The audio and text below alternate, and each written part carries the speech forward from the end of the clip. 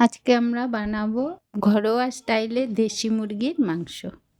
আমি এখানে 750 গ্রাম দেশি মুরগির মাংস নিয়েছি। তোমরা তোমাদের প্রয়োজন মতো নিয়ে নেবে।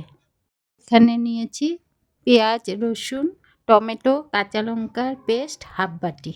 আর নিয়েছি হাফ বাটি টক দই, 3টে বড় পেঁয়াজ টুকরো করা, 4টে গোটা রসুন, আদা গ্রেট করা, 1 টুকরো লেবু আর কয়েক কোয়া রসুন।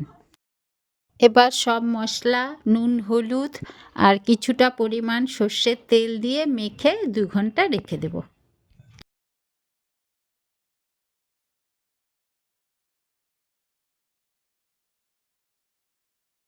এখানে আমি কয়েক টুকরো আলু ভেজে তুলে নিয়েছি।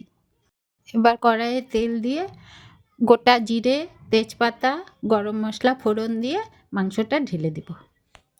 মাংসর থেকে জল বেরিয়ে এলে ভেজে রাখা আলুগুলো দিয়ে কিছুক্ষণ কষিয়ে নেব। মাংস কষা হয়ে গেলে পরিমাণ মতো জল দিয়ে দেব। জল ফুটে এলে গরম মশলা গুঁড়ো ছড়িয়ে নামিয়ে নিলে রেডি আমাদের দেশি মুরগির মাংস। আজকে আমার রান্নাটা তোমাদের কেমন লাগলো অবশ্যই কমেন্ট করে জানিও।